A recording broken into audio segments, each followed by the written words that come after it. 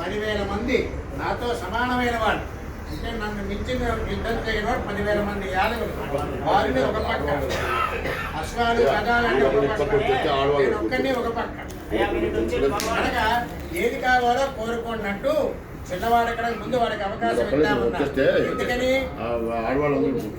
రేపు వాళ్ళన్నే ధర్మరాజు చెప్తున్నాను అంటాడు, చిన్నవాడు పెద్దవాడి చాయిస్ ఇస్తే వాడు అన్ని కోరేసుకున్నాడు, చిన్నవాడికి అవకాశం ఇవ్వద్దా.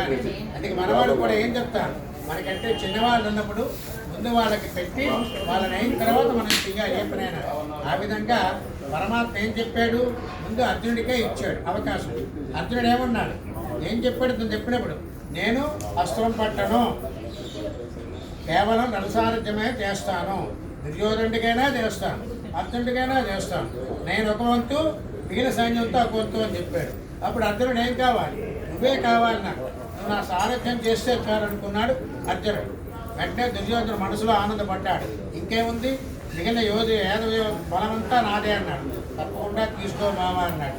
అర్జునుడు మాట ఎత్తించాడు, చూడు చిన్నవాడు ఆలోచించి చెప్పన్నాడు. లేదు బావా నువ్వే నాకు కావాలి. ఎందుకన్నాడు, ధర్మో రక్షిత, ధర్మాన్ని రక్షించడం కోసం పరమాత్మ.